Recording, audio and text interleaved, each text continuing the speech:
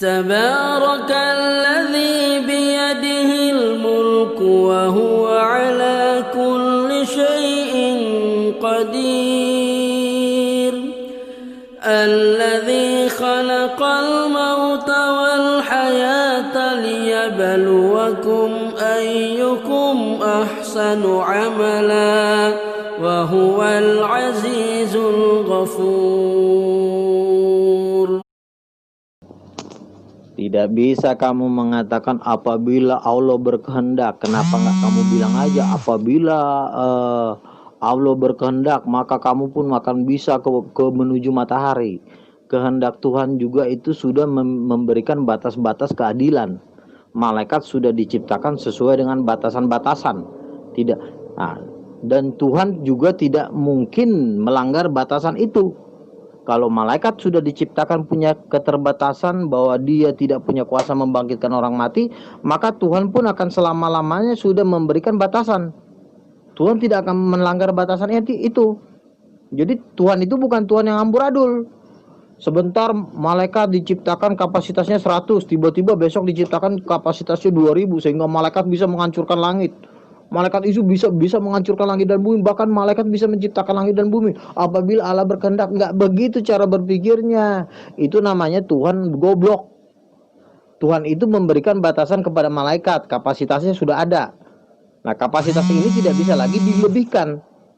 Dan tidak mungkin juga Tuhan berkehendak. Kalau sampai Tuhan berkehendak, dialah Tuhan paling tolol. Nah, buktinya pada surat-surat Paulus itu banyak menentang ajaran Yesus dan para nabi dalam tanah. Nih Anda nggak bisa jawab ya. Pertanyaan saya nggak bisa jawab pertanyaan yang terakhir ya. Buktikan kalau misalkan Yesus itu Tuhan, mana hasil karyanya yang sekarang terasa. Nggak bisa jawab kan itu. Oke, kalau nggak bisa jawab itu. Ya, saya juga pernah membaca Bang. Ya akhirnya kan Anda itu bilang begini mungkin itu kan. Pada akhirnya muter-muter, akhirnya Alfa dan Omega. Akhirnya ke sana kan? Akhirnya ke sana, saya tahu itu. Ya. Ya, sementara Alfa dan Omega itu siapa? Perkataan siapa? Itu firman. Ya, itu dari mulanya di Matius 1 ayat 1 itu dari mulanya firman bersama-sama dengan Allah itu firman sendiri. Udah membingungkan saya gitu kan. Itu kan perkataan Matius itu hanya hoak Bang. Kata saya belum, kalau misalkan tidak dibuktikan itu dengan hasil karyanya, itu hanya hoak Bang. Hoak semuanya itu, kebohongan publik Bang. Ya. Ayat yang Bapak bawa tadi itu nggak relevan. Masa Bapak bawa ayat hakim-hakim? Ya nggak relevan lah Pak, nggak match lah Pak.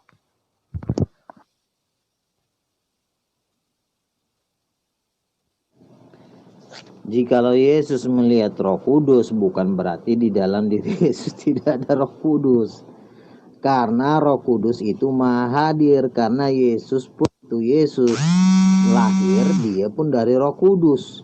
Yang menyampaikan itu adalah Yohanes Pembaptis. Simpel saja saya menjawab ya. Pak Luga, perlu saya sampaikan karena saya mau mengajarkan Pak Luga tentang bagaimana memahami ya Alkitab dan konteks-konteks Alkitab. Ya, kamu akan bertanya di mana Allah menciptakan Roh Kudus, ya. Karena itu tidak ada ayatnya. Kamu akan bertanya saya tentang ayat itu. Tetapi perlu kamu ketahui barang siapa yang diutus atau hal apa yang diutus, yang jelas itu adalah ciptaan. Tuhan itu memberikan batasan kepada manusia. Contoh, apakah manusia bisa menciptakan langit dan bumi? Nggak bisa kan? Nah, kalau Tuhan berkehendak manusia menciptakan langit dan bumi, bisa nggak? Nggak bisa juga, karena Tuhan nggak mungkin berkehendak. Kalau sampai Tuhan berkehendak manusia Tuhan makan dalam bumi, maka Tuhan itu adalah Tuhan yang paling tolol. Kamu nggak usah banyakan ngomong dulu. Kamu bedakan dulu apa bedanya Allah, perbedaannya apa. Itu dulu kamu pelajarin. Jangan kamu baru kelas 1. Apakah Roh Kudus menyetir Yesus atau menyuruh Yesus? Iya, batas-batas keadilan. Batas-batas keadilan seperti apa? Maka kenapa kamu bertanya? Kenapa Jibril tidak bisa jadi 1000? Apakah dengan mengajarkan kebaikan dan bekerja itu Jibril harus menjadi 1000? Kamu sendiri yang lari dari konteks Alkitab. Begitu loh. Kamu bertanya sesuatu hal yang memang tidak tertulis di Alkitab. Nah, seandainya pertanyaan kamu ini yang saya balik bertanya pakai untuk pertanyaan ke kamu, bisa nggak kamu menjawab dengan Alkitabiah? Maksud beda Allah apa, Pak? Beda Allah di Alkitab dan beda Allah di Al-Quran apa? Iya. Apa perbedaan Roh Kudus dengan Allah? Bukan Roh Allah ya, Roh Kudus dengan Roh Allah. Lah di dalam konteks Alkitab, kita bisa simak di dalam perkataan itu ya, bahwa kalau Allah itu mengutus Roh Kudus kepada Yesus, maka yang terjadi di situ kenyataannya bahwa Roh Kudus itu bukanlah Roh Allah sendiri. Kalau Roh Allah itu dia utus kepada Yesus sebagai Roh Kudus, maka yang kamu katakan itu Allahmu jadi zombie tanpa roh. Nah, di sini kamu akan bingung kalau saya balik bertanya lagi. Lah kalau Roh Allah sudah diutus kepada Yesus sebagai Roh Kudus, terus Allah yang di surga itu, Bapa yang di surga pakai roh siapa? Roh pinjam.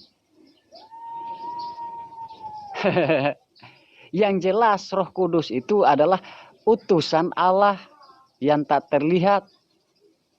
Karena konteks Alkitab menyebutkan bahwa dia mengutus Roh Kudus kepada Yesus.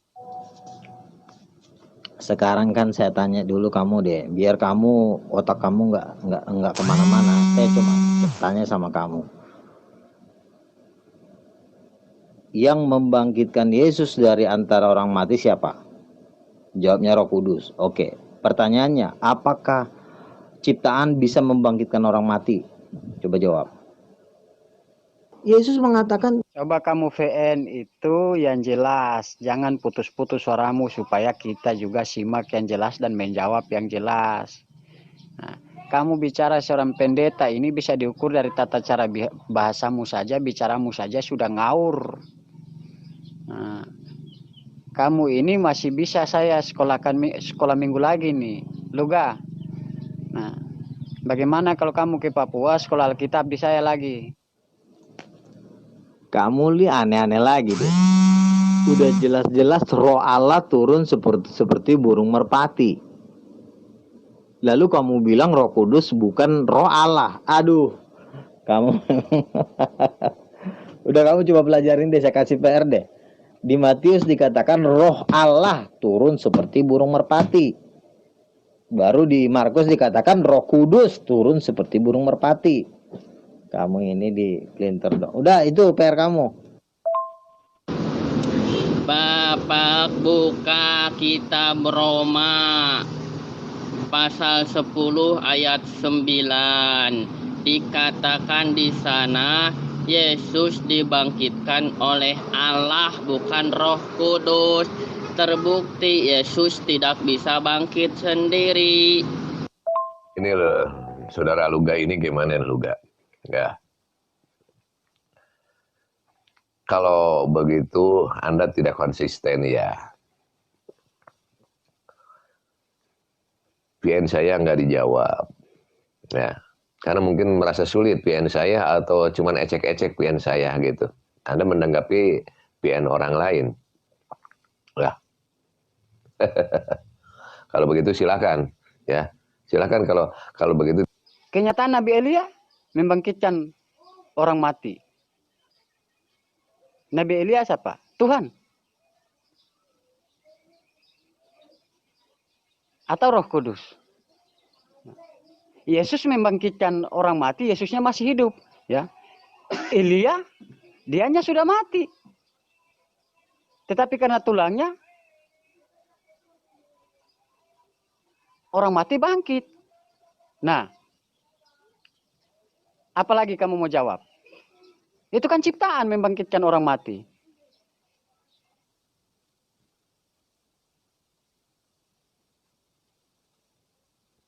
Om Luga yang mana tuh ayatnya Yesus mengaku bahwa dirinya adalah Roh Kudus? Aduh, ditunggu sampai kopinya adem nih. Elia itu membangkitkan orang mati dengan kuasa Roh Kudus atau Roh Allah. Roh Allah itu bentuknya seperti burung merpati.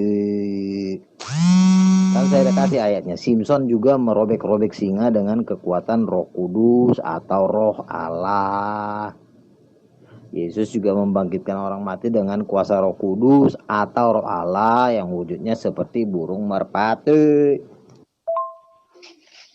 Iya, Roh Kudus turun bagaikan burung merpati, sedangkan Bapa pada saat itu ada di surga. Paham nggak?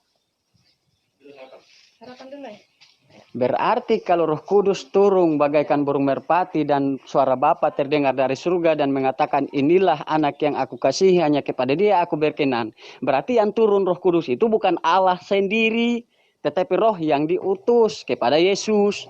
Paham nggak? Berarti kamu ini tidak paham tentang Alkitabmu.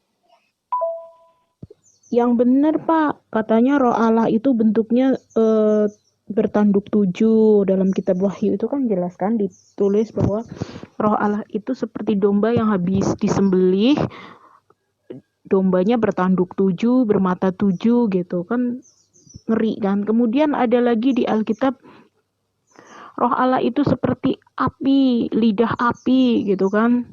Ngeri banget tuh. Sekarang Bapak bilang Roh Allah itu seperti burung merpati. Yang benar yang mana? Di mana Nabi Elia membangkitkan orang mati menggunakan Roh Allah. Coba mana ayatnya? Mana ayatnya? Kamu bilang ciptaan tidak bisa membangkitkan orang mati, sedangkan Elia itu apa? Bukan Tuhan kan? Lah kalau memang dia membangkitkan atas kuasa Roh Allah, maka semua manusia bisa membangkitkan orang mati atas izin Allah. Bukan izin Yesus, tetapi izin Allah.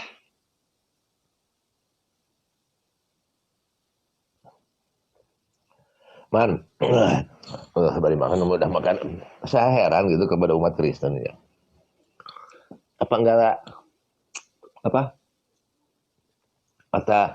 enggak punya akal yang jernih, akal yang sehat, nalar yang begitu masuk akal ya, masuk logika. Ini kayaknya asumsi atau mungkin umatnya itu, jemaatnya itu hanya mendengar khutbah Yesus, khutbah pendeta aja gitu, doktrin seperti imani aja lah gitu kan, mungkin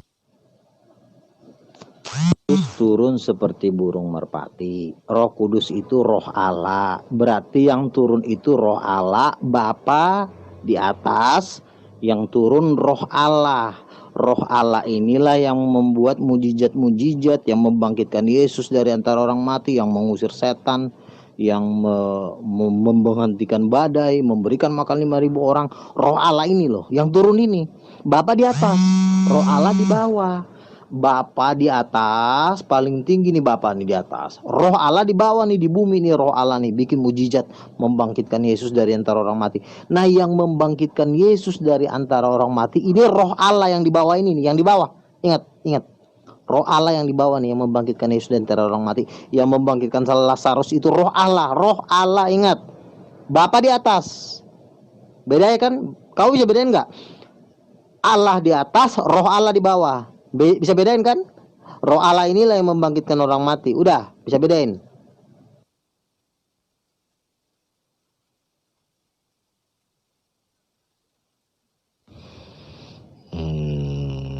Pak, gini aja. Jadi Trinitas itu kan pribadi, 3 pribadi, yaitu Roh Kudus, Yesus, dan Bapa. Tolong jelaskan, apakah Bapak berbeda dengan Roh Kudus berbeda dengan Bapa, apakah anak berbeda dengan Bapak berbeda dengan anak. Terus yang membangkitkan Yesus itu kan kadang-kadang disebut ada Bapa yang membangkitkan Yesus di antara orang mati. Roh Allah itu bertanduk 7 itu kan cuma lambang, simbol, karena Yesus itu anak domba yang disembelih. Jadi diberikanlah simbol bertanduk 7, artinya itu adalah 7 roh Allah. Bentuknya seperti obor di hadapan tahta Allah.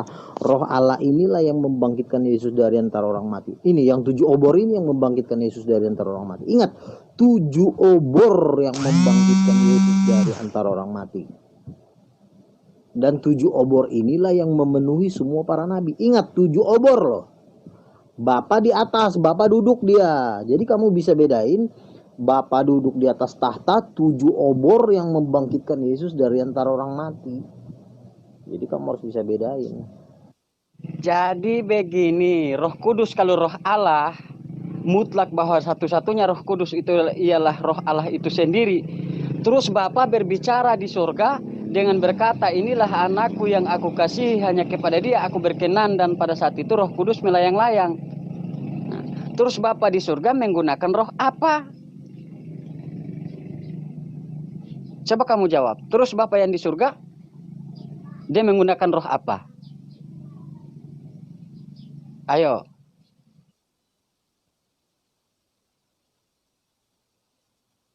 Jadi begini saudaraku, Alkitab tidak ada tafsirannya ya seperti Al-Quran, tidak ada pendukung.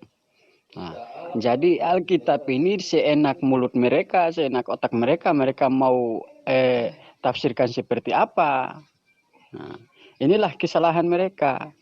Tetapi kalau Alkitab ini punya terjemahan langsung dari sang penulis, nah, dijelaskan tentang konteks-konteks dan tujuan ayat-ayat tersebut, maka mereka tidak menyesatkan diri mereka dengan pemahaman mereka sendiri. Nah, inilah keunggulan Islam ya daripada Kristen, ialah Al-Quran dia mempunyai terjemahan dari para ulama yang pakar, yang memang memahami konteks-konteks Al-Quran. Nah, maka kita tidak bisa tersesat dengan Al-Quran, oleh karena begitu Al-Quran ditulis, itu dibahas dengan puluhan ulama-ulama yang memang fasih memahami Al-Quran. Nah, tidak seperti Alkitab. Nah, Alkitab itu bebas, membebaskan mereka berpendapat, sekalipun itu salah mereka anggap benar. Nah, pertanyaan kamu sangat bagus. Kalau ada orang bertanya gini, baru namanya masuk pengajaran itu. Jangan kayak sini nih, si siapa nih, nggak tahu namanya saya siapa. Pertanyaan kamu tuh bagus. Begini, Bapak itu duduk di atas tahta. Itulah Bapak, itulah yang disebut Allah, ya. Itu bagaikan permata yaspis. Nah, yang kedua adalah Yesus, Firman yang menjadi manusia. Bapa dengan Firman beda. Bapa itu pikiran kealahan. Dialah yang mendesain, menggagas semua ide-ide. Makanya Yesus berkata, aku melakukan kehendak Bapa, gitu loh. Terus yang ketiga, Roh Allah ini wujudnya obor, 7 obor di hadapan tata Allah, tapi bentuknya bukan 7 obor saja. Kadangkala dia bentuknya seperti burung merpati. Nah, itu melambangkan bahwa dia pembawa damai. Kalau 7 obor itu kan melambangkan dia sumber kekuasaan. Nah, 7 obor ini yaitu Roh Kudus, yaitu Roh Allah, itu ada di Wahyu 4 ayat 4. Inilah yang membangkitkan Yesus dari antara orang mati. 7 obor ini loh. Gitu. Jadi bukan sekonyong-konyong Bapa turun dari langit membangkitkan Yesus, bukan begitu. Bukan gitu kronologinya. Yang membangkitkan Yesus dari antara orang mati itu adalah 7 obor ini. Dengan kuasa apa? Ya kuasanya sendiri. Kuasa 7 obor. Bapak itu bukan kuasa, Bapak itu hanya pikiran, ide. Gitu. Makanya pikiran, firman, dan roh itu satu. Jadi yang membangkitkan Yesus dari antara orang mati ini adalah 7 obor, yaitu 7 roh Allah. Ya, kamu mengatakan yang turun itu Roh Kudus bagaikan burung merpati, berarti yang turun itu Roh Allah, Bapa yang di atas, yang di surga. Terus Bapa yang di surga menggunakan roh apa? Sedangkan yang berbicara yang jelas hidup. Begitu loh. Sekarang Roh Kudus sudah turun sebagai roh Allah. Terus Bapa yang di surga menggunakan roh apa? Ayo, jawab. Pikiran kealahan. Memangnya kau bisa tahu pikiran Bapa itu seperti apa? Jadi kau bisa mengukur pikiran Bapa? Pikiran lo yang on. Hah? Asumsi doang loh. Di mana tafsiran bahwa mengatakan Bapak itu adalah pikiran kealahan? Hah? Seandainya saya berpikiran seperti begitu, bahwa saya juga bisa berpikiran keala-alahan begitu. Ke Korea-Korea begitu. Lu gak, kau ini jadi pelawak. Nah, kamu udah mulai masuk nih. Makanya kalau bertanya itu yang baik, jangan kamu mengamuk-ngamuk supaya pengajaran itu masuk. Roh Kudus yang bentuknya 7 obor, itu Wahyu 4 ayat 5, itu bentuknya 7 obor menyala-nyala di hadapan tata Allah. Dia kadang-kadang menampakkan diri seperti burung merpati. Inilah yang membangkitkan Yesus dari antara orang mati. Nah, kenapa Yesus tidak bangkit sendiri dengan pribadinya sendiri? Kenapa harus 7 obor? Kenapa harus Roh Kudus? Kenapa harus Allah? Kenapa dia tidak bangkit sendiri, bangun gitu sendiri? Tidak perlu dibangkitin. Jadi Anda telah berkata bahwa itu. Jadi intinya Bapa, Roh Kudus, dan Yesus itu adalah beda. Kalau beda, mereka ada 3 pribadi. Kalau mereka ada 3 pribadi yang berbeda, artinya kan ada 3, bukan 1. Jadi 1 itu apa artinya? Itu yang pertama. Yang kedua, apakah pertanyaan saya tadi, apakah Roh Kudus bisa mengusir Yesus atau menyuruh Yesus? Itu yang kedua pertanyaan saya. Yang ketiga, apakah siapa yang mempunyai wewenang di antara ketiga itu? Bapa, Roh Kudus, atau Yesus? Coba Anda jawab. Roh Kudus itu kan nafasnya Yesus, ya. Makanya dikatakan terimalah Roh Kudus, dihembusin, Roh Kudus itulah rohnya Yesus. Waktu Yesus turun ke dalam rahim Maria, Roh Kudus itulah yang ada di dalam Yesus. Makanya Roh Kudus, makanya dikatakan anak domba itu bertanduk 7. Kalau tanduk kan kekuatan itu kan satu dengan dirinya. Misalnya Luga memiliki kekuatan, berarti kan kekuatan saya satu dengan saya. Nah, kalau anak domba itu bertanduk 7, berarti kekuatan itu adalah Roh Allah. Berarti anak domba itu satu dengan Roh Allah. Berarti kalau kamu katakan bahwa Roh Allah itu sebagaikan 7 obor, berarti itu ciptaan Allah. Karena Allah tidak mungkin menyala bagaikan obor. Nah, kalau kamu mengatakan ke-7 roh itu menyala-nyala bagaikan obor, terbukti kan? Berarti itu ciptaan Allah, bukan Allah sendiri yang menyala. Oh, ditiupkan, terimalah kudus, berarti Yesus ciptaan. Iya kan? Berarti betul kalau kamu mengatakan bahwa dihembuskan Roh Kudus, berarti sama cerita Al-Quran. Alhamdulillah hari ini kau sudah membenarkan bahwa apa yang diceritakan Al-Quran tentang Isa alaihi salam itu tidaklah salah. Begitu. Nah, ini penjelasan Bapak itu masih bersifat dongengan yang dogmatis banget, Pak. Karena dalam Matius pasal 3 ayat 13 sampai ayat 17, mereka itu terpisah ruang dan waktu. Bagaimana mungkin sesuatu yang terpisah ruang dan waktu Anda katakan itu adalah satu?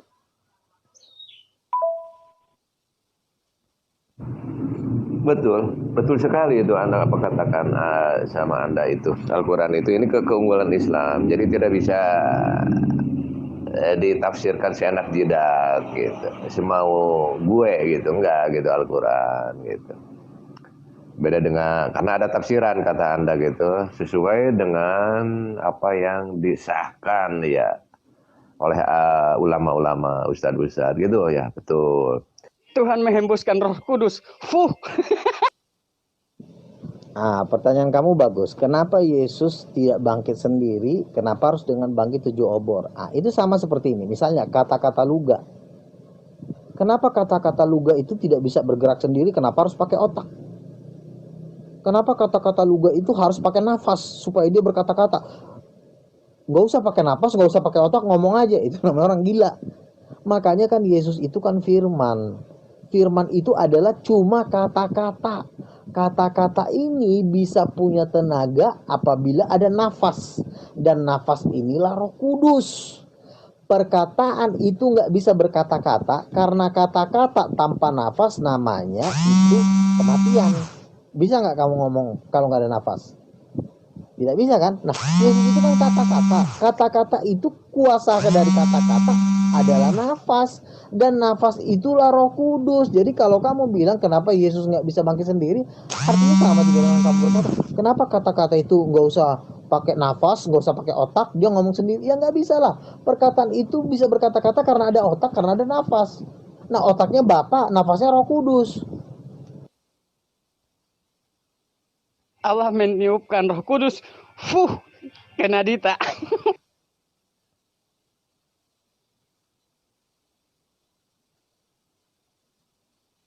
Ayo Pak, jawab Pak, tolong Pak.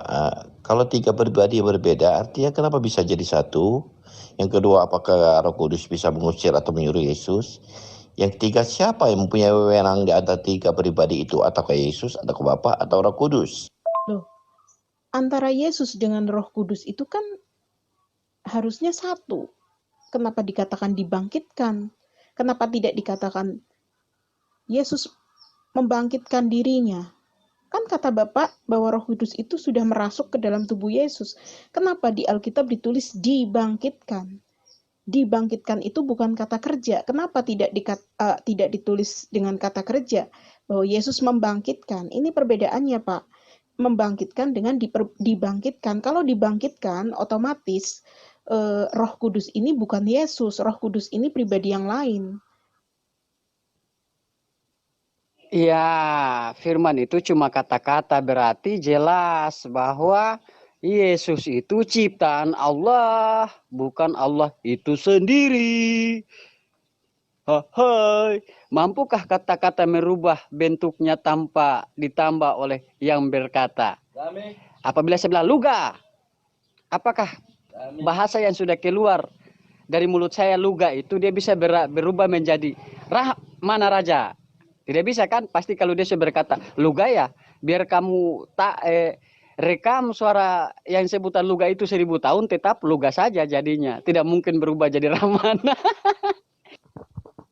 Udin, nggak penting ya siapa yang ngajariku ya.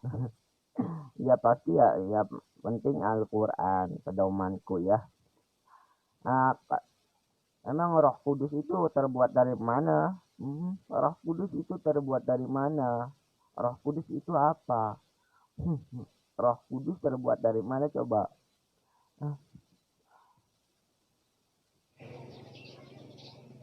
Tuhan meniupkan Roh Kudus. Sudah tahu kalau Yesus itu ciptaan, makanya Allah mengembuskan rohnya ke dalam rahim Maria yang berbunyi kata lugahon. Nah, iya kan lucu sih luga ini. Katanya Yesus itu ibarat luga yang mempunyai akal, mempunyai nafs gitu kan, mempunyai nafas, mempunyai roh, lalu dia berkata bla bla bla bli bli bli. Nah, kok kenapa tidak dikatakan bahwa Yesus bangkit? Yesus bangkit dengan sendirinya. Kenapa harus ditulis dibangkitkan? Kalau dibangkitkan itu namanya itu dilakukan oleh orang lain kan gitu kan? Oleh pihak lain kan gitu.